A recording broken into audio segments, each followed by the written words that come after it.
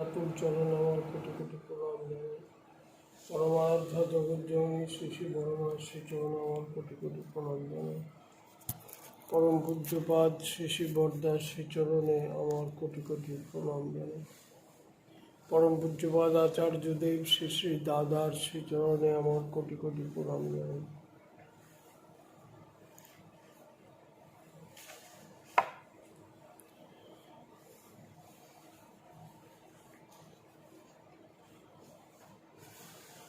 শ্রী শ্রী ঠাকুর একটা তার কথাতে আছে যে অর্থসহ নাম করলে ঠাকুরের পরম স্তুতি হয়। নামের মধ্যেই আছে বিশ্ব সত্তার বর্ণ পরিচয়।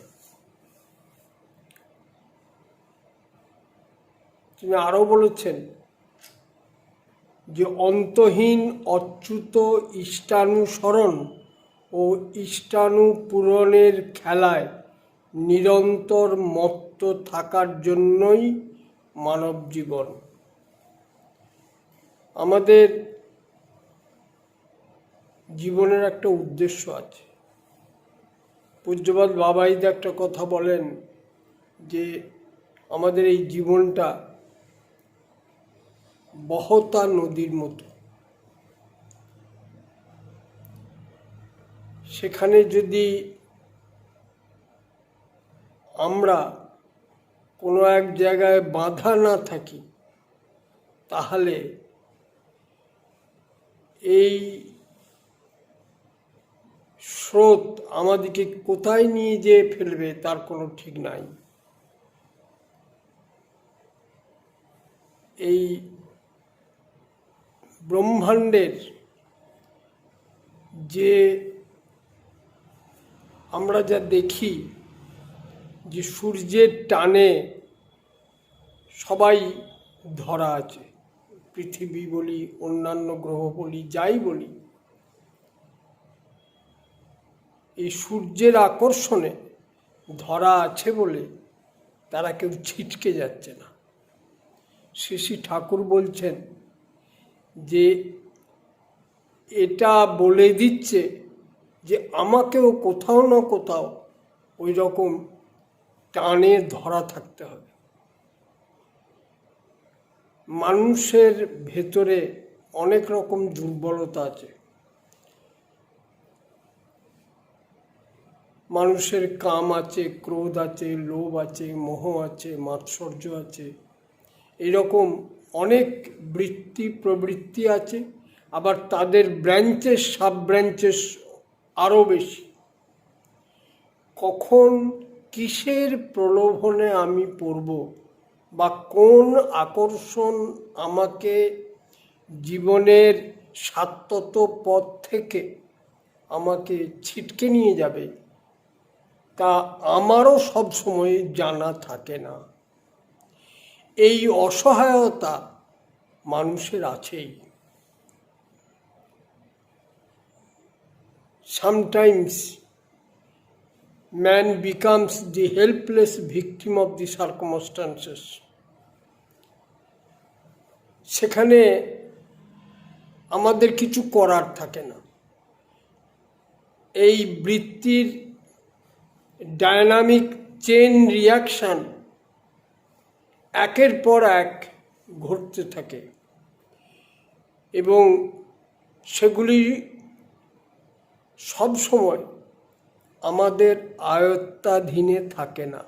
শ্রী শ্রী ঠাকুর বলছেন যে অটুট ইষ্টপ্রাণতা, আনফ্লিঞ্চিং অ্যাডিহারেন্স টু দি লাভ লর্ড, এই যদি কারুর না থাকে তাহলে সে যে কোনো সময় বা যে কোনো মুহূর্তে বিভ্রান্ত হতে পারে। এবং এই অসহায়তা থেকে মুক্তি পেতে গেলে তার একমাত্র উপায় হচ্ছে যে আমাকে আমার প্রিয় পরমের সঙ্গে যোগযুক্ত থাকতে হবে। একটা ঘটনা বলি, কীরকম করে তিনি আমাদের রক্ষা করেন। শ্রী শ্রী ঠাকুর এক জায়গায় বলছেন যে কিশোরী কোথাও যাবে, সে চান করতে গেছে, তার জামা কাপড়গুলো বললাম লুকিয়ে রাখতে, তো জামা কাপড় লুকিয়ে রেখেছে, কিশোরী এসে খুঁজে পাচ্ছে না। তারপরে অনেক টানাটানির পর খুঁজে পেল, জামা কাপড় পরে তার রওনা হতে বেশ কিছু দেরি হলো।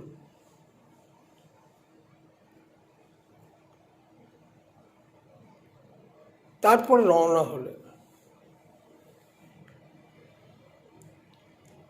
ঠাকুর বলছেন যে আমার মনে হলো ওকে সাপে কামড়াতে পারে, মানে সাপের সম্মুখীন হতে পারে। তারপর কিশোরীদের চলে গেছেন। রাস্তায় যেতে যেতে দেখছে যে সাপটা পেরিয়ে চলে যাচ্ছে, তার লেজটুকু দেখা যাচ্ছে। ওইটা যদি কিছুক্ষণ আগে এসে পড়তেন তাহলে তার সম্মুখীন হতেন। এই রকম করে তিনি আমাদের রক্ষা করেন। একবার ঠাকুর বাড়িতে এক দাদাকে ঠাকুর বললেন একটা ঘর ধুয়ে রাখার জন্য, ধোবার, বলে তুই ঘরটা ধুতেই থাকবি যতক্ষণ আমি বারণ না করছি। সে সন্ধ্যের পর থেকে আরম্ভ করেছে, 9টা, 10টা, 11টা, মাঝে মাঝে খবর পাঠাচ্ছে, ঠাকুর আর কি ধোবো? বললে আমি তোকে তো বলেছি। রাত্রি 2:30টার সময় ঠাকুর খবর পাঠালেন যে এবার তাকে শুতে যেতে বলো। সে তখন কাজ সমাপ্ত করে ঘরে শুতে যেয়ে দেখে যে তার মশারির ভেতরে এক বিষধর সর্প। স্বাভাবিক কারণে সে নিশ্চয়ই 2:30 পর্যন্ত জেগে থাকতো না। তিনি আমাদের সবসময় রক্ষা করে চলেন যদি আমরা তার সঙ্গে যোগযুক্ত হয়ে থাকি। এই যোগযুক্ত হয়ে থাকার ক্ষমতা কিন্তু ঈশ্বর প্রতিটি মানুষকেই দিয়েছেন। আমি মানুষের ভেতরে লিবিডোই কার্য আছে, সে কারোর সঙ্গে না কারোর সঙ্গে মিলিত হতে চায়। ভালোবাসার ক্ষমতা ঈশ্বর আমাদেরকে দিয়েই দিয়েছেন। মানুষ না ভালোবেসে পারে না, কারণ আমাদের জন্মই হয়েছে ভালোবাসা থেকে, যোগাবেগ থেকে আমাদের জন্ম। তাই আমাকে এই যোগযুক্ত থাকার এক অলিখিত নির্দেশ ঈশ্বর আমাকে দিয়েছেন। সেটা যদি আমি বাস্তবে ব্যবহার না করি তাহলে আমার জীবন বিভ্রান্তির কবলে পড়বে। আমরা সুখ চাই, শান্তি চাই, আনন্দ চাই। আমাদের ভেতরে অনেক সদ্গুণও আছে, ভালোবাসা আছে, ত্যাগ আছে, বিশ্বাস আছে, পারস্পরিকতা আছে, সহানুভূতি আছে, নিষ্ঠা আছে। আবার অন্যদিকে আমাদের ভেতর দেশও আছে, হিংসা আছে, ক্রূরতা আছে, খলতা আছে। যেটার কালচার আমরা করব সেইটা বাড়বে। শ্রী শ্রী ঠাকুর বলেছেন প্রেম ভক্তির কালচার করতে, প্রেম ভক্তির চর্চা করতে। যে আচরণ বা যে সমস্ত কর্ম আমাদেরকে প্রেম ভক্তির আচরণ করে চলতে হয়, যে কর্মে মানুষকে বাঁচতে গেলেই মানুষের কিছু পরিবেশ পারিপার্শ্বিক আছে। আমার বাবা আছেন, মা আছেন, স্ত্রী আছে, পুত্র কন্যা আছে, আত্মীয় স্বজন আছে, আবার পারিপার্শ্বিকও আছে। এই সবাইয়ের সঙ্গে সুসম্পর্ক রেখে, যার সঙ্গে যেরকম, আমরা যেমন এই ঠাকুর বাড়িতে দেখি যে এখানেও তো সবাই শ্রী ঠাকুর সংসারী ছিলেন, শ্রী বরদা সংসারী ছিলেন, আচার্যদেব শ্রী দাদা তিনি সংসারী। তাহলে সেই সংসারগুলো কেমন করে চলছে, পিতা পুত্রের সম্পর্ক কেমন, বা গুরুজনদের প্রতি সম্পর্ক সবার সাথে কেমন, আবার যারা স্নেহভাজন আমার থেকে ছোট তাদের সঙ্গেই বা সম্পর্কটা কেমন, এখানে এটা একটা দেখার জিনিস।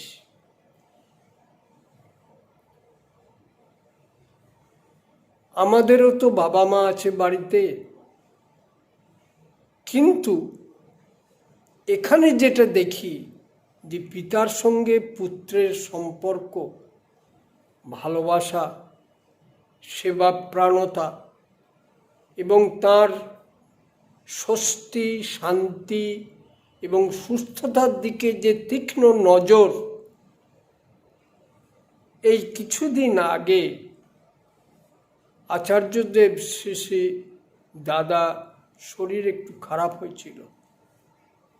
পূজ্যপাদ বাবাই দেখা গেল যে তিনি বাবার স্বস্তির জন্যে তিনি যত রকম ব্যবস্থা করা দরকার সব তিনি করলেন এখানে, এবং তাকে সুস্থ করে তুললেন।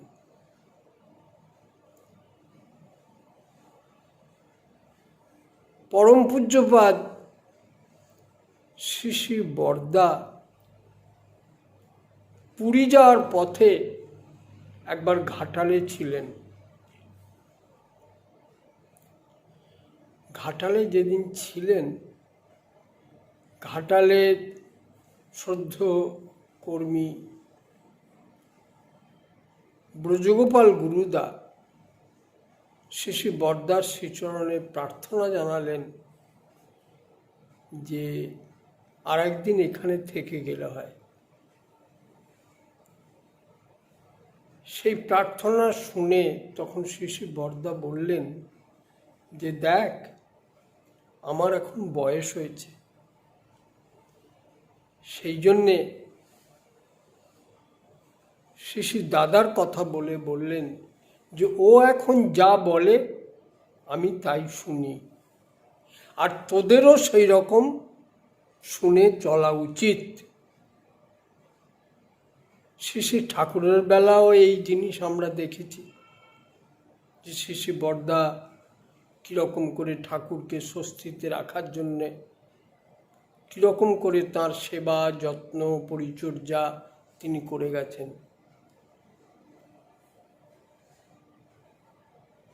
শ্রী বরদা পুরীতে আছেন, অবস্থান করছেন, তখন নেতাজি সুভাষ বোসের কোনো এক ভাইপো বা এরকম কেউ হবেন, তিনি পুরী এসছেন এবং শ্রী বরদার দর্শনে এসছেন। এসে শ্রী বরদাকে জিজ্ঞেস করলেন যে আপনি কার সাথে এসেছেন? তখন তিনি বললেন, যা কেন, আমার বড় ছেলে, আমি তার সাথে এসেছি, কোথাও গেলে তার সাথেই যাই। তাহলে এই যে পিতার প্রতি পুত্রের যে কর্তব্যবোধ এবং সেটা সহজ উচ্চারিত, ভালোবাসার থেকে উচ্চারিত, এইটাই আমাদের এই ভারতবর্ষে সহজ এবং স্বাভাবিক ছিল।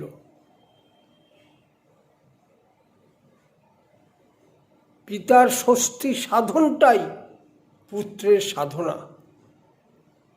আজকে আমরা দেখতে পাচ্ছি যে শ্রী দাদাকে সুস্থ রাখার জন্য, আনন্দ দেওয়ার জন্য কেমন করে পূজ্যপাদ বাবাইদা সবসময় তার প্রতি তীক্ষ্ণ নজর রেখেছেন, এবং সেই সঙ্গে এই সৎসঙ্গ যে বিরাট পরিবার, লক্ষ লক্ষ মানুষ বিভিন্ন জায়গায় ভারত এবং বহির্ভারতে, কেন্দ্র মন্দির,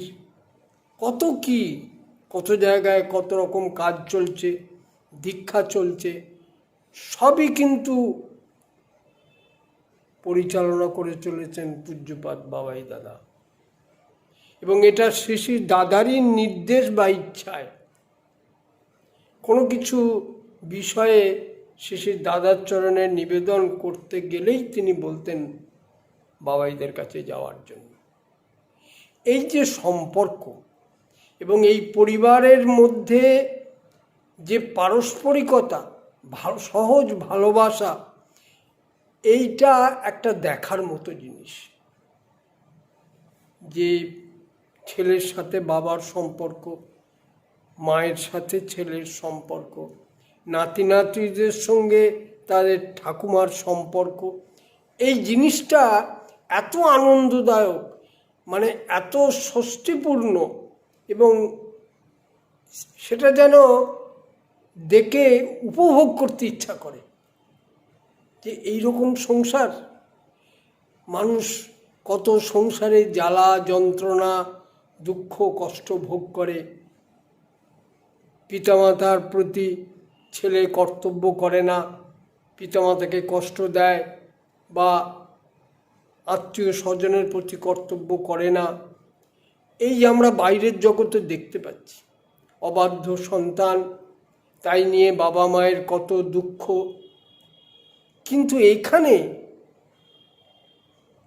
এটা একটা ডিমনস্ট্রেশন যে তারা ঠাকুরের যে আদর্শ, যে একটা ইষ্টকেন্দ্রিক, একাদেশে চলে যারা, তাদের নিয়েই সমাজ গড়া, সেইটে কেমন করে এখানে প্রতিষ্ঠিত হয়েছে, স্বাভাবিকভাবে প্রাণবন্ত হয়ে উঠেছে এইসব সম্পর্ক, এটা একটা দেখার জিনিস। আমি মাঝে মাঝে দেখি আর ভাবি, জগৎটা যদি এইরকম হতো, প্রতিটি পরিবার যদি এইরকম হতো, যে এইরকম একটা সহজ ভালোবাসার সম্পর্ক সবার সাথে সবার। আমি বাবাইদাকে দেখেছি, তিনি তখন দীক্ষার কাজে বাইরে গেছেন, হায়দ্রাবাদ বা ভাইজ্যাক। এখানে তার এক ভাই টিঙ্কুবাবুর মেয়ের জন্মদিন, তিনি সেখানে দীক্ষার কাজে গেছেন, সেখান থেকে তিনি উপহার পাঠিয়েছেন ওই মেয়ের জন্য। তাহলে তাকে কত দিক নজর রাখতে হয়, এবং এইগুলি তিনি সহজেই করেন।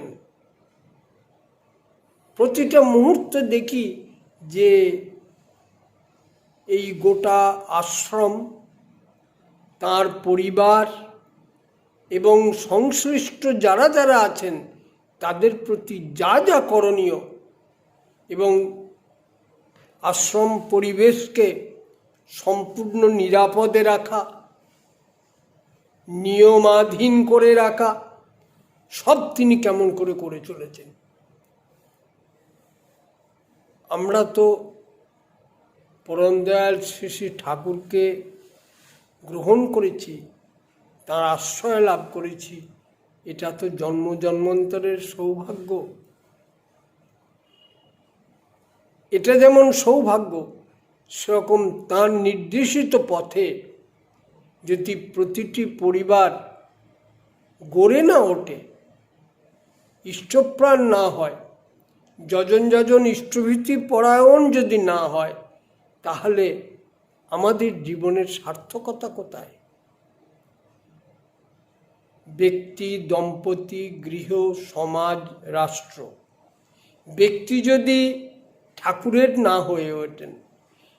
শ্রী শ্রী ঠাকুরের নির্দেশিত আচার আচরণ তার জীবনে যদি মূর্ত না হয়ে ওঠে, তাহলে তার পরিবারের মানুষগুলি সেই আচরণ শিখতে পারে না। সেই জন্য প্রাথমিকভাবে এবং প্রধান করণীয় হচ্ছে নিজের পরিবারকে ঠাকুরমুখী করে তোলা। যেমন শিশু বর্দা একবার তার নির্দেশে আমরা তখন মধ্যপ্রদেশ ছিল, এখন ছত্তিশগড় হয়েছে, পাখানজোর গিয়েছিলাম। সেখানে বহু পূর্ববঙ্গের মানুষ অসহায় হয়ে ভারতবর্ষে আছে এবং তাদেরকে এই ভারত গভর্নমেন্ট ওইখানে জমি জায়গা দিয়ে পুনর্বসতি দিয়েছিলেন। প্রায় যেখানে আমরা গিয়েছিলাম প্রায় 450-500 ওই রকম গ্রাম ওখানে ছিল।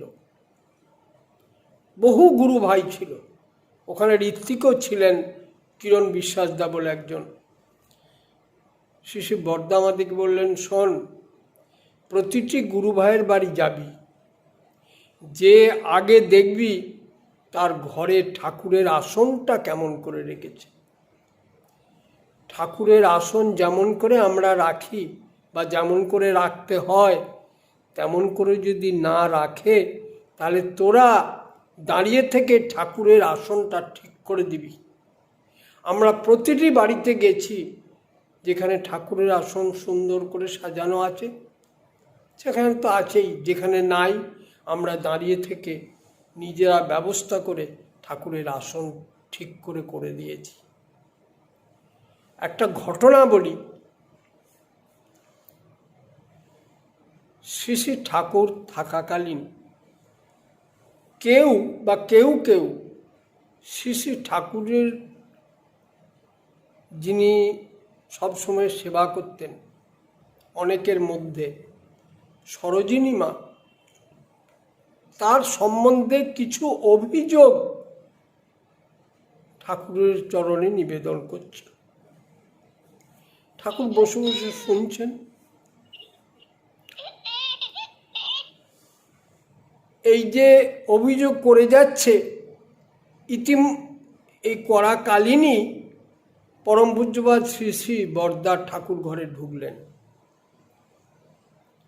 ঢুকে তিনিও কিছুটা শুনতে পেলেন যে সরোজিনী মার সম্বন্ধে অভিযোগ হচ্ছে। তখন তিনি শ্রী শ্রী ঠাকুরকে চরণে নিবেদন করলেন যে, আমি কিন্তু একটা জিনিস দেখেছি। শ্রী ঠাকুর বললেন, কি? শ্রী শ্রী বর্দা বললেন, একদিন রাত্রি 2টোর সময় আমি সরোজিনীদির বাড়ি গেছি। তার বাড়িতে ঢুকেই দেখলাম যে ঠাকুরের আসনটা এত সুন্দর করে রেখেছে যে আমি মুগ্ধ হয়ে গেলাম। তখন ঠাকুর বলছে, ওই দেখ, কি বলে দেখ। এই যে তার সম্বন্ধে এত অভিযোগ হচ্ছিল, সব একটা কথাতে নাকচ হয়ে গেল।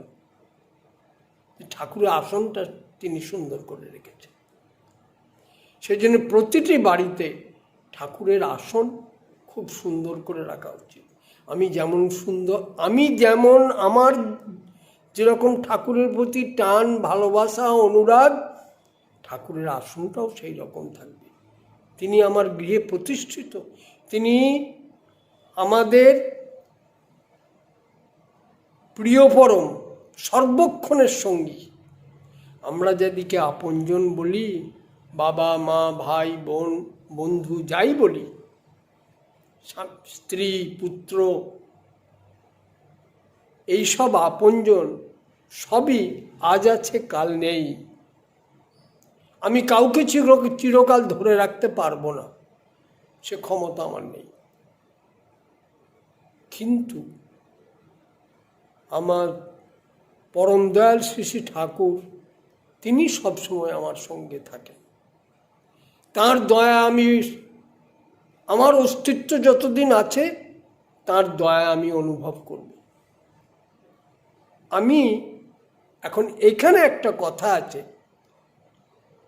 শ্রী ঠাকুরকে প্রশ্ন করা হয়েছিল, ঈশ্বরের দয়া কি সবার প্রতি সমান, ইকুয়াল?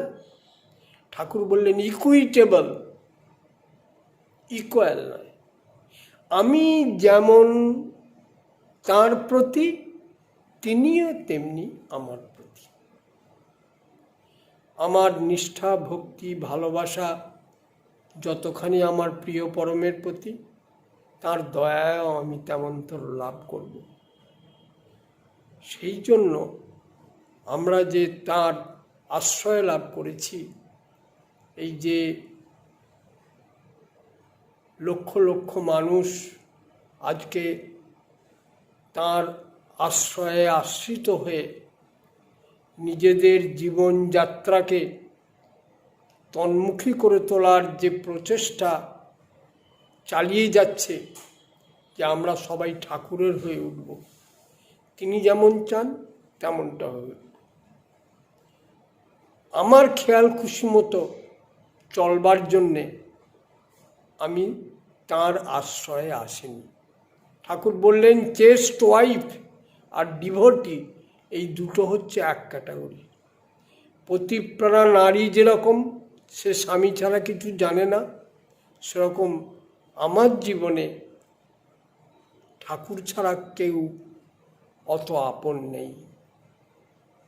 ঠাকুর বলছেন এক জায়গায় যে একটা নারীর অশেষ রূপ, গুণ, যৌবন থাকতে পারে, কিন্তু সেগুলি যদি তার স্বামীর সেবায় কাজে না লাগে, তাহলে সেই গুণ তাকে ব্যভিচারিণী করে তুলতে পারে। পুরুষেরও যত যোগ্যতাই থাক, যত ক্ষমতাই থাক, যত পারগতাই থাক, অর্থ ঐশ্বর্য যাই থাক, তা যদি ইষ্ট সেবায় কাজে না লাগে, আমার যা কিছু সব ঠাকুরের জন্যে, আমার কিছু নাই, তাহলে তাও তাকে অধোমুখী করে তুলতে পারে, ঠাকুর থেকে সরিয়ে নিয়ে যেতে পারে। কারণ এই যে বৃত্তি, বান্ডল অফ কমপ্লেক্সেস, এটা একটা ওয়াটার টাইট কম্পার্টমেন্টের মতো, ঢুকলে বেরোনো যায় না। আলোকলতা আমরা সবাই দেখেছি, একটা লতা ছিঁড়ে একটা কুল গাছের ওপর ফেলে দিলে কিছুদিন পর দেখা যায় গাছটাও শুকিয়ে গেছে, লতাটাও শুকিয়ে গেছে। ওই লতার কাজ হচ্ছে ওই গাছ থেকে রস সংগ্রহ করা, করতে করতে গাছটাকে, সারা গাছ ছড়িয়ে যাবে, গাছটাকেও মেরে দেবে, নিজেও মরবে। এই বৃত্তিও তাই। বৃত্তি আসক্ত হলে বা বৃত্তি অভিমুখী চলন যদি আমাকে পেয়ে বসে, তাহলে একদিন সে আমাকেও শেষ করে দেবে। সেই জন্য ঠাকুরমুখী হয়ে থাকা ছাড়া আমার গতি নাই, গতি নাই। ঠাকুর বলছেন যার জীবনে আদর্শ নাই, প্রেম নাই, ভালোবাসা নাই, কাউকে মেনে চলা নেই, তার জীবন বাউরার মতো। সেখানে সুখও নাই, শান্তিও নাই। সুখ বা শান্তি, ঠাকুর ছড়া দিলেন, ঈশ্বরেরই ভালোবেসে যার যেমন তৃপ্ত প্রাণ, সেই তো পারে ভর দুনিয়ায় করতে তেমন শান্তিদান। তাকে ভালোবাসলে, যে যত ভালোবাসতে পারে, যে যত তার অনুগত হয়ে চলে, যে যত তার ঈপ্সিত কর্ম নিয়ে সেগুলি পরিপালন করে চলার চেষ্টা করে, তার জীবনে ঠাকুর মুখ্য হয়ে ওঠেন। সে ঠাকুর ছাড়া কিছু জানে না। এমনতর যে মানুষ, সে যেখানে যাবে সে মানুষের ভালোবাসা পাবে এবং তাকে দিয়ে মানুষ উপকৃত হবে, তার দ্বারা কোনো মানুষের ক্ষতি সাধন হবে না। একটা ঠাকুরমুখী মানুষ যে মনে প্রাণে ঠাকুরকে ভালোবাসে তার দ্বারা কোনোদিন কারো ক্ষতি হতে পারে না। সে সমাজের সবাইয়ের কল্যাণ করে, এমনকি গাছপালা পশু পক্ষী। ঠাকুর বলছেন মানুষ যখন ঈশ্বরমুখী হয় তখন সবাইয়ের প্রতি প্রেম তার মজ্জাগত হয়ে ওঠে। তখন প্রকৃতি পর্যন্ত তাকে সহযোগিতা করে। গাছপালা পশু পক্ষী তার প্রীতি অপ্রীতির ভাবে টের পায় এবং সে রেসপন্ড করে। সোর্স এবং নোন এবং আননোন বহু সোর্স থেকে সে হেল্প ও কোঅপারেশন পায়। এই জন্যে আমরা যদি সুষ্ঠুভাবে আনন্দ সহকারে নিরুদ্বিগ্ন জীবন যাপন করতে চাই তাহলে আমাকে ঠাকুরের হতে হবে। এই গোটা দুনিয়া তাঁর অধীনে। আমি যদি কোনো দেশে থাকি, সে পশ্চিমবঙ্গই হোক, বিহারই হোক, বা ভারতবর্ষই হোক, আমেরিকাই হোক, ইংল্যান্ডই হোক, সেখানকার কিছু রাষ্ট্রীয় শাসন আছে, নিয়ম নীতি আছে, সেগুলি আমাকে পালন করে চলতে হয়। তা নাহলে তার পুলিশ আছে, মিলিটারি আছে, শাস্তি দেওয়ার ব্যবস্থা আছে। এই দুনিয়াটা ঈশ্বরের, তারও কিছু এই পৃথিবীতে থাকার যার অধিকার আছে তাকেও কিছু নিয়ম নীতি পরিপালন করে চলতে হয়। শ্রী শ্রী ঠাকুর একদিন কথায় কথায় হঠাৎ বলছেন যে বুঝছিস ভগবানেরও কামান আছে, সে কামানও গর্জায়। সেই জন্যে আমি যদি তার এই নিয়ম নীতি, ন্যাচারাল অর্ডার অফ লাইফ, তা যদি অমান্য করি, মেনে না চলি, তাহলে প্রকৃতি তার রিভেঞ্জ নেবেই, প্রকৃতি ছাড়বে না। বিধিকে মানতে হবে। আমি এই দুনিয়ায় বসবাস করব, অথচ এই দুনিয়ার যিনি মালিক, যার ইচ্ছাতে সব কিছু সৃষ্টি হয়েছে বা চলছে, আমি যা ভোগ করছি সব তাঁর দেওয়া, আমি কিছু নিয়ে আসিনি। আমি তার নিয়ম নীতি মেনে যদি না চলি তাহলে বিধি বা প্রকৃতি সে কখনো আমাকে ছাড়বে না। আমাদের এই চলন জীবনের উদ্দেশ্য যে শ্রী শ্রী ঠাকুরকে খুশি করাই আমাদের উদ্দেশ্য। এবং বর্তমানে শ্রী শ্রী ঠাকুর দেহতে নাই, আচার্যদেব আছেন। সেই আচার্যদেব, তার মধ্যে ঠাকুর লীলা করছেন। তিনি যা বলেন সেইটে পরিপালন করে চললে শ্রী শ্রী ঠাকুর খুশি হবেন। আমার ভুল আছে, ত্রুটি আছে, অপরাধ প্রবণতা আছে, কিন্তু তিনি আমাকে সঠিক পথে শ্রী শ্রী ঠাকুরের ইচ্ছা পরিপূরণে সদাই প্রেরণা দিয়ে চলেছেন। আমি যদি আচার্যদেবের কথা শুনে চলি, তার নির্দেশ পরিপালন করি, তাকে খুশি করার চেষ্টা করি, তাতেই শ্রী শ্রী ঠাকুর খুশি হবেন এবং আমারও জীবন সার্থক হবে। গত কয়েকদিন ধরে আচার্যদেব শ্রী শ্রী দাদা বারবার বলছেন যে আরও 3.5 কোটি দীক্ষা অবশ্যই দরকার, ঠাকুর আমাকে বলেছেন। সেই জন্য যে যেখানে আছেন, আমাদের পরিবেশ পারিপার্শ্বিকের মধ্যে ঠাকুরের যাজন করা দরকার, তার কথা বলা দরকার। আমি যেমন পরম দয়াল শ্রী শ্রী ঠাকুরকে আমার জীবনে অপরিহার্য বলে মনে করছি, সেরকম প্রতিটি মানুষের জীবনেই শ্রী শ্রী ঠাকুর অপরিহার্য। এই পৃথিবীতে এমন কোনো মানুষ নাই যার আনসলভড প্রবলেম নাই। প্রতিটি মানুষের কিছু আনসলভড প্রবলেম আছে এবং যা সে নিজে সমাধান করতে পারে না, তখন ঈশ্বরের দয়া তার কাছে অপরিহার্য হয়ে ওঠে। যে অজ্ঞান সে হয়তো বোঝে না, যে অহংকারে অন্ধ হয়ে থাকে সে হয়তো বোঝে না, কিন্তু এছাড়া গতি নাই। সেই জন্য আমরা যজন যাজন ইষ্টভীতি পরায়ণ হয়ে আচার্যদেব শ্রী দাদার নির্দেশ পরিপালন করে চলার মধ্যেই আমাদের জীবনের চরম সার্থকতা।